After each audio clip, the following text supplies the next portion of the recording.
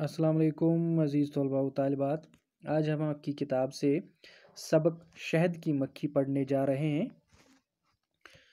तो हस्ब मामूल हम इसकी रीडिंग करते हैं। पहले हम इसको पढ़ते हैं शहद की मक्खी को, फिर हम देखेंगे कि इसमें हमें क्या बताया गया है, इस सबक में, इस लेसन में हमें क्या बताया गया है। तो चलिए बच्चों, आप अपनी किताब खोलिएगा, आप अपनी किताब खोल लीजिए। तो हम इसकी रीडिंग करते हैं शहद की मक्खी का।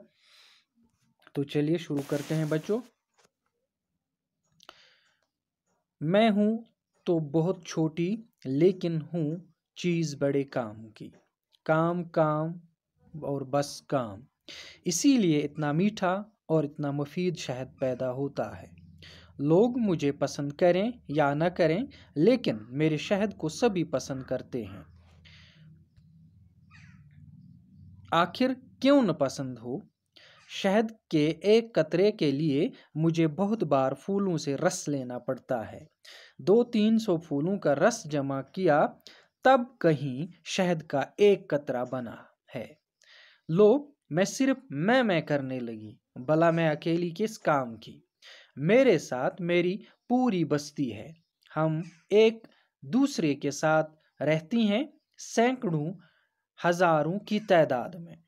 हमारी इस बस्ती में 3 तरह की मक्खियाँ हैं। बस्ती की मलिका, नर मक्खियाँ और काम करने वाली मादा मक्खियाँ।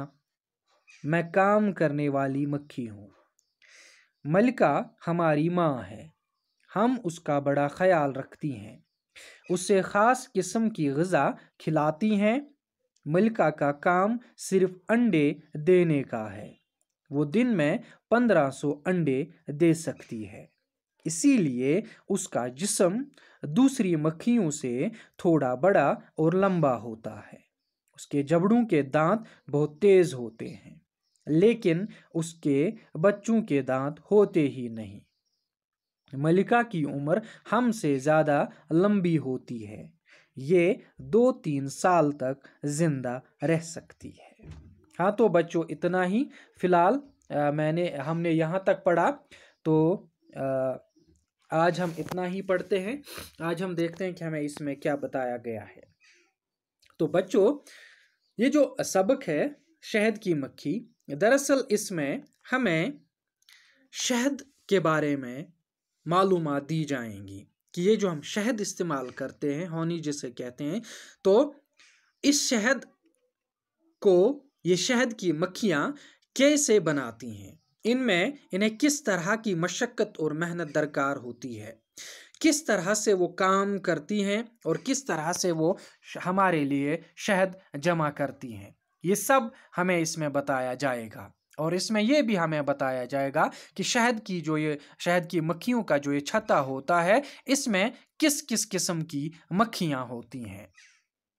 इनमें से काम करने वाली मक्खियाँ कौन हैं, अंडे देने वाली मक्खियाँ कौन हैं, और जो बाकी जिनको नर मक्खियाँ कहते हैं, तो वो उनका काम क्या होता है, ये सब इसमें हमें बता दिया जाएगा।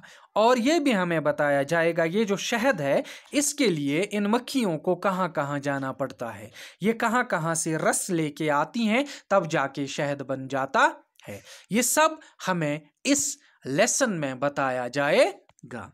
ठीक, तो चलिए शुरुआत करते हैं इसकी। शहद की मक्खी का जो ये सबक है, इसकी हम शुरुआत करते हैं।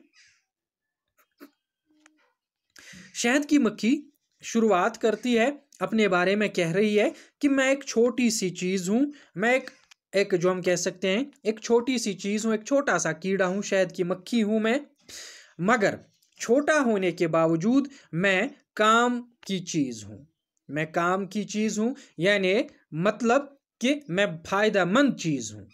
मेरा जो हम कह सकते हैं कद के लिहाज से, या जो हम कह सकते हैं वेट के लिहाज से, मैं एक छोटी सी चीज़ हूँ, एक छोटा सा कीड़ा हूँ, मगर मेरे बहुत सारे फ़ायदे हैं। मैं बहुत फ़ायदेमंद हूँ। मैं इंसानों को फ़ायदा पहुंचाती हूँ। मैं इंसानों के लिए फ़ायदेमंद हूँ। मैं इंसानों के लिए कोई नुकसानदेह चीज़ नहीं हूँ, बल्कि फ़ायदेमंद हूँ मैं इंसानों के लिए। और आगे मज़ीद ये कह रही है कि मेरा काम है हर वक्त काम करते रहना। मैं सिर्फ काम में मशगूल रहती हूँ। मैं सिर्फ काम में मशगूल रहती हूँ। और जब मैं काम में मशगूल रहती हूँ तो काम की ही वजह से, काम में मसरूफ़ और मशगूल रहने की वजह से ही ये मीठी चीज़ पैदा हो जाती है, ये मीठी चीज़ वजूद में आ जाती है, जिसे शहद कहा जाता है। यानी मेरे काम में मसरूफ़ और मशगूल रहने की वजह से ही ये मीठी और मुफीद चीज़ वजूद में आ जाती है, जो कि सभी के लिए, इंसानों के लिए एक मुफीद चीज़ साबित हो जाती है। मेरे काम में रहने के जो हम कह सकते हैं, जब मैं काम में मसरूफ़ रहती हूँ तभी ये चीज़ वजूद में आ जाती है। लोग जो हैं, लोग चाहे मुझे पसंद करें या ना करें, चाहे मुझे लोग पसंद करें या ना करें, चाहे जो हम कह सकते हैं, चाहे वो मुझसे नफ़रत करें, चाहे वो मुझे प्यार करें, मुझे उससे कोई फ़र्क नहीं पड़ता। मगर मेरी वजह से जो चीज़ वजूद में आ जाती है, यानी शहद, उसको सभी लोग पसंद करते हैं, उसको सभी लोग हाथों हाथ लेते हैं, उसको सभी लोग जो हैं उसको खाना पसंद करते हैं। ठीक, तो ये जो शहद का कतरा होता है, शहद का एक कतरा, शहद का एक कतरा, इसको जो हम कह सकते हैं वजूद में लाने के लिए, इसको पैदा करने के लिए मुझे बहुत मेहनत करनी पड़ती है। मुझे बहुत मेहनत करनी पड़ती है। कौन सी मेहनत? मुझे बार बार जो है फूलों का रस लेना पड़ता है। मुझे तकरीबन 2 से 300 फूलों का रस जमा करना पड़ता है, तब जाके शहद का एक कतरा वजूद में आ जाता है। तब जाके शहद का एक कतरा वजूद में आ जाता है, जब मैं तकरीबन 2 से 300 फूलों का रस चूस लेती हूँ या फूलों का रस जमा करती हूँ, तब जाके शहद का एक कतरा जमा हो जाता है। शहद की मक्खी अपनी कहानी मजीद बयान करते हुए कह रही है कि मैं सिर्फ अपने ही बारे में कहने लगी, ये सिर्फ मेरी ही मेहनत का नतीजा नहीं है। मैं इसमें ये काम बिल्कुल अकेली ही नहीं करती, बल्कि मेरे साथ जो है एक बस्ती होती है, शहद की मक्खियों का छत्ता, जिसमें शहद की मक्खियाँ जो है हजारों तादाद में होती हैं। वो सब मेरे साथ होती हैं, वो सब मेरे साथ काम करती हैं। इस बस्ती में, इस आबादी में, इस घर में, समझ लीजिए इस घर में, इस छत्ते में हजारों तादाद में, हमारी तादाद जो है होती है वो हजारों की तादाद में हम होती हैं। और हम इस बस्ती में अकेले नहीं रहती, बल्कि इकट्ठे रहती हैं। और इस बस्ती में हमारी किस्में जो हैं वो 3 किस्में हैं। हमारी इस बस्ती में, हमारे छत्ते में 3 किस्म की मक्खियाँ रहती हैं। पहली किस्म हमारी जो मलिका होती है, हमारी जो मलिका होती है, ये हमारी पहली किस्म है, मलिका। ठीक, तो इसके बाद नर मक्खियाँ, इसके बाद जो है, इसके बाद काम करने वाली मक्खियाँ, नर मक्खियाँ नहीं, काम करने वाली मक्खियाँ, वर्कर बीज, यानी काम करने वाली मक्खियाँ जो होती हैं वो भी इसमें होती हैं। ठीक, और इसके अलावा नर मक्खियाँ, ठीक, जो नर मक्खियाँ होती हैं वो भी इसमें होती हैं। 3 किस्में इसने गिनवाई। तो पहले इसने कहा, पहले इस छत्ते की मलिका होती है, इस छत्ते की मलिका होती है, उसके बाद जो कारकुन मक्खी होती है, काम करने वाली, और इसके बाद जो नर मक्खी होती है वो भी इसमें रहती है। और ये जो हमें कहानी बता रही है, ये खुद एक कारकुन, एक काम करने वाली मक्खी है, एक काम करने वाली मक्खी है। बात समझ में आ रही है?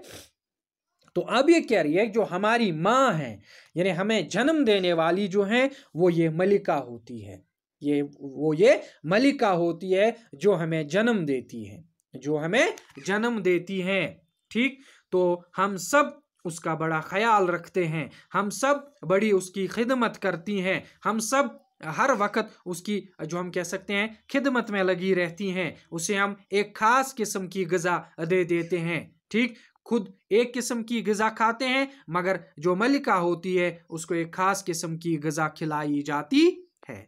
तो मलिका का क्या काम क्या होता है? उसका काम सिर्फ अंडे देने होता है। मलिका का जो काम होता है वो सिर्फ अंडे देती रहती है। क्या देती रहती है? अंडे देती रहती है, जिनमें से बाद में ये मक्खियां निकल आती हैं। तो तकरीबन एक दिन में ये तकरीबन 1500 अंडे दे सकती है। 1500 एग्स जो हैं एक दिन में ये मलिका दे सकती है। तो इसीलिए इसका जो जिस्म है, मलिका का जो जिस्म है, वो इन मक्खियों से थोड़ा बहुत बड़ा होता है। यानी ये जो ये मलिका होती है, ये बाकी चाहे वो कारकुन मक्खियां हो चाहे वो नर मक्खियां हो, ठीक, इन मक्खियों से ये मलिका जो होती है बड़ी होती है। इसका जिस्म इनमें इनसे थोड़ा बड़ा होता है। ठीक, तो और इसके अलावा जो है इसके जबड़े जो है, इनके जबड़ों में जैसे हम कहते हैं, इनके जबड़ों में दांत होते हैं और वो दांत बहुत ही तेज होते हैं, बहुत ही नोकीले होते हैं। मगर इनके जो बच्चे होते हैं, यानी इस मक्खी यानी इस मलिका के जो बच्चे होते हैं, उनमें दांत वगैरह नहीं होते हैं। और मलिका जो है, मलिका की उम्र जो है वो बाकी मक्खियों से ज़्यादा होती है। ये तकरीबन 2-3 साल तक जिंदा रह सकती है ये मलिका। तो बच्चों, हमने आज इस सबक का पहला हिस्सा पढ़ा। तो अगले लेक्चर में हम इसका अगला हिस्सा पढ़ेंगे। तब तक के लिए अस्सलामु अलैकुम वरहमतुल्लाहि वबरकातुहू।